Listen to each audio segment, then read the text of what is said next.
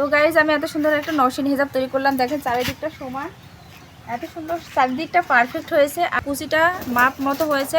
এত সুন্দর মাপ মতো একটা হেজাব তৈরি হয়েছে। আপনারা সম্পূর্ণ ভিডিও দেখলে বুঝতে পারবেন। নওশিন হেজাবের নতুন কিছু টেকনিক শেখাবো, যা দেখে আপনারা খুব সহজে তৈরি করতে পারবেন। নওশিন হেজাবের সামনে যে কুচিটা থাকে, দীর্ঘদিন কাজ করে থেকেও কিন্তু কুচির জায়গাটা অনেকেই করতে ভয় করেন।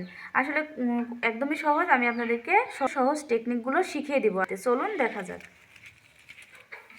তো এখানে আছে 2.5 হাত বহরে 3.5 গজ কাপড়। 3.5 গজ কাপড় থেকে আমরা সামনের কাপড় কতটুকু রাখবো, মানে সামনের কুচি, সামনে যে কুচিটা দিব সেটার কতটুকু কাপড় রাখলে একবারে সঠিক মাপটি হবে আর সঠিক কুচিগুলো দিতে পারবেন।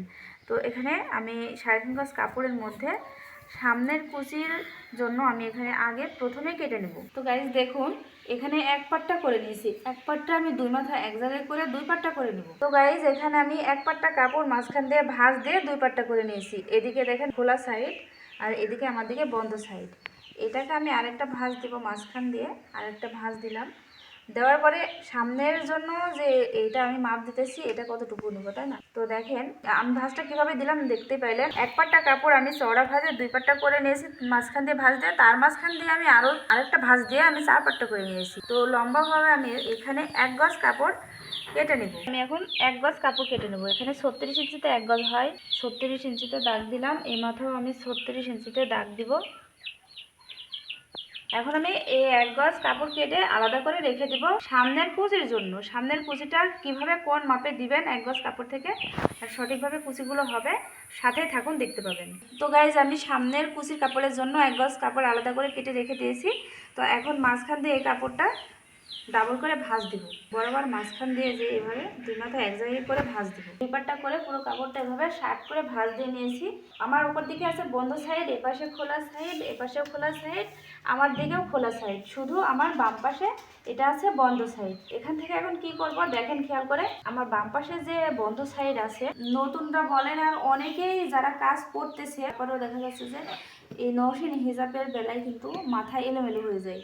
তো আপনাদের মাথা কোনো রকম এলোমেলো হবে না, শুধু একটু লক্ষ্য করে দেখেন। বন্ধ সাইড ওপরের দিকে বলতেছি, এটা বন্ধ সাইড শুধু, আর 3 পাশেই কিন্তু খোলা সাইড আছে। তা আমি এই যে এখানে হাত দিয়ে ধরবো, আমার যে বাম পাশে বন্ধ সাইড এই কর্নারটা আছে, খেয়াল করে দেখেন, এই কর্নারটা আমি হাত দিয়ে ধরবো আর আমি ডান হাত দিয়ে বন্ধ সাইডে সোজা এই মাথা ধরবো বাম হাত দিয়ে আর এই মাথা ধরবো ডান হাত দিয়ে। তো সোজা এই ডান হাত আমি নিয়ে চলে আসবো এই জায়গাতে। দেখতে পাইলেন আমি কিভাবে কাপড়টি ভাঁজ দিয়ে আপনাদেরকে দেখালাম। এবার কি করবেন দেখেন। এবার এই যে এই মাথা কর্নার মাথা, যে কোনাকুনি মাথা, এই ওপরের বাম পাশে ওপরে যে কোনাকুনি মাথা, এখান থেকে ধরে, এখান থেকে কিন্তু হাতটা ধরে রাখতে হবে, এই হাতটা ছাড়া যাবে না। তারপরে সোজাই ফিতা এভাবে করে ধরবেন। এভাবে করে ধরে দেখবেন যে এটার মাপ কত আসতেছে। উপরেরটা কিন্তু একটু ছোট হবে, মানে ওই দিক থেকে যে আমি ভাঁজটা এদিকে নিয়ে আসলাম ডান হাত দিয়ে, এই ভাঁজটা ছোট হবে। এখানে আমরা জয়েন্ট দিয়ে এটা সমান করে নিব। কিভাবে সেটা খেয়াল করে দেখবেন। তো এটার সমান কত, বড়টা কতটুকু আসতেছে, বড়টা যতটুকু আসবে আমরা সেভাবে মাপটি করে নেব। তো বড়টা আসতেছে 45 ইঞ্চি। দেখেন এখানে আমি 3.5 গজ কাপড়ের মধ্যে 1 গজ কাপড় আমি সামনের কুচির কাপড়ের জন্য কেটে রাখছি। এখানে আমার 2.5 গজ কাপড় আছে। তো এখানে আমি এভাবে ভাঁজটা দিয়ে 45 ইঞ্চি নিচের বড় অংশটা আসতেছে। তো 45 ইঞ্চি মাপে আমরা এভাবে করে রাউন্ড দিব। ফিতাটা কিন্তু বাম হাত দিয়ে এখানে ধরে রাখতে হবে, এই হাত কিন্তু ছাড়া যাবে না। তো আমরা এই হাত ধরে রাখবো আর এই হাত দিয়ে যেভাবে এইটা কত দূর পর্যন্ত মাপ আসতেছে, এইটা এই হাত দিয়ে ঘুরিয়ে ঘুরিয়ে এই যে দাগ দিব। ঘুরিয়ে ঘুরিয়ে দেখেন দাগ দিব কত দূর যাইতেছে।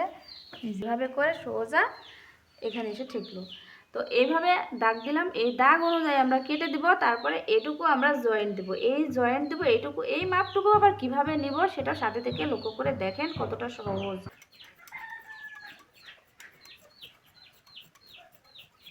এইটুকুর মাপ কিভাবে নেবেন আর কিভাবে সেট করবেন সেটা আপনাদেরকে সুন্দরভাবে সহজভাবে বুঝিয়ে দিই। কতটুকু ছোট হচ্ছে এখানে এই মাথা থেকে ধরবেন, ধরে কতটুকু ছোট হচ্ছে, এখানে 4 ইঞ্চি ছোট হচ্ছে।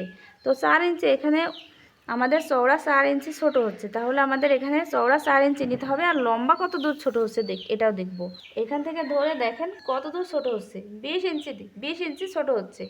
লম্বাতে 20 ইঞ্চি, চওড়াতে 4 ইঞ্চি প্রয়োজন আমাদের, তাহলে এই কাপড়টুকু আমরা জয়েন্ট দিয়ে সমান করতে পারবো। এই মাপটুকু কিন্তু অনেকেই এলোমেলো পেকে যায় যে এই মাপটুকু কিভাবে কাটবো, দেখা যাচ্ছে যে এইটুকুর জন্য এই হেজাব করতে ইচ্ছে করে না। তো এইটুকু কিভাবে নেবেন, আর এখানকার জয়েন্ট দিতে হলে এদিকে 4 ইঞ্চি আর লম্বাতে 20 ইঞ্চি, তারপর আবার এদিকে কয় ইঞ্চি দেখেন সরু সরু হয়ে গেছে, এপাশে সমান কিন্তু এপাশে না। তো এপাশে কয় ইঞ্চি আছে, এপাশে কিন্তু দেখেন 20 ইঞ্চির মাথায় এখানে 1 ইঞ্চি, এই যে 1 ইঞ্চি, তার মানে এই মাথা কিন্তু সমান না, এই মাথায় লাগবে 4 ইঞ্চি, এই মাথায় লাগবে 1 ইঞ্চি, আর লম্বা নিতে হবে 20 ইঞ্চি। তারপরে কিভাবে নিচ্ছি আপনাদেরকে দেখাই। এদিকে 1 ইঞ্চি আছে, এদিকে সরু আছে, এদিকে কিছু করা লাগবে না, এখান থেকে আপনি মাপটি ধরবেন, এইখান থেকে 20 ইঞ্চি নেবেন, এখান থেকে 20 ইঞ্চিতে দাগ দেব,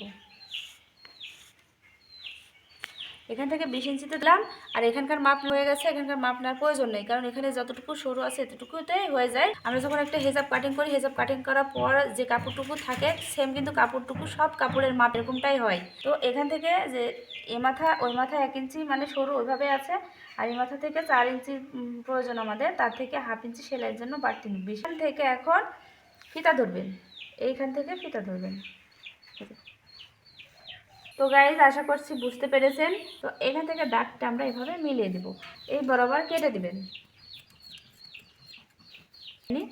এই টিপসগুলো দেখেন কত সহজ। এই মাপটা কিন্তু আমিও আগে বুঝতেই পারতাম না যে কিভাবে করতে হয়। এই মাপ তো হয়ে গেল আমাদের জয়েন্ট কাপড়। এখন আমরা মাথার যে টুপির অংশটুকু আছে ওইটুকু কেটে নেব। এভাবে করে একটা ভাঁজ দিবেন, প্রথমে একটা ভাঁজ দিবেন 4 ইঞ্চিতে, তারপরে এটার মাঝখান দিয়ে আরেকটা ভাঁজ দিবেন, এটার মাঝখান দিয়ে আরেকটা ভাঁজ দিবেন, মাঝখান দিয়ে আরেকটা ভাঁজ দিবেন, দিয়ে এখান থেকে নেবেন 6 ইঞ্চি। এখানে আমরা চওড়া নিলাম 4 ইঞ্চি আর লম্বা নিলাম 6 ইঞ্চি। এখন এই দাগ, এই 6 ইঞ্চির দাগ আমরা এইখানে মিলিয়ে দেব। আপনাদের এই জিনিসটা আরেকটু ভালো করে বুঝিয়ে দিই। এখান থেকে আপনারা 4.5 ইঞ্চিতে দাগ দিবেন, এই যে মাঝখানে একটা দাগ দিবেন, এইভাবে মাঝখানে একটা এভাবে দাগ দিয়ে এখানে 4.5 ইঞ্চিতে দাগ দেবেন, দিয়ে এইটা এই 4.5 ইঞ্চিতে ঠেকিয়ে দেবেন, 4.5 ইঞ্চি থেকে এখানে ঠেকিয়ে দেবেন। দেখেন আমি এখন কেটে দিচ্ছি কিভাবে, কত সুন্দর দেখেন হয়ে গেল। আমাদের বাড়তি যে টুকরা কাপড় আছে ওইখান থেকে ফিতাটা তৈরি করে নেব। এখান থেকে আমরা 18 ইঞ্চি ফিতা রাখবো, সেখান থেকে 1 ইঞ্চি বাড়তি নেব, এই যে 19 ইঞ্চি দেব। লম্বা 19 ইঞ্চিতে কেটে দিলাম। এক মাথা একটু চিকন আর এক মাথা একটু মোটা, কারণ এভাবে করে ফিতাটা তৈরি করলে দেখতে ভালো লাগে।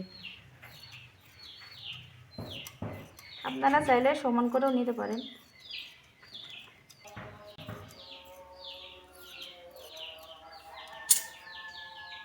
দেখেন আমি এখানে হেজাবের সামনে যে নেকাবের কুচির কাপড়টা 1 গজ পরিমাণ কেটে রাখছিলাম। তো 1 গজ কাপড় আমি মাঝখান দিয়ে ভাঁজ দিয়ে চওড়া ভাঁজ করে নিয়েছি, আর যে বহরের কাপড় আছে ওইটা লম্বাভাবে ভাঁজ করে একটা গোল রাউন্ড শেপ দেব। উপরে মাথায় যে 13 ইঞ্চিতে আমি দাগ দেবো, ঠিক আমি সোজা এখানে ফিতা ধরবো, দাগ বরাবর আমি কেটে দিব, তাহলে হয়ে যাবে সামনের নেকাবের কুচির কাপড়টা।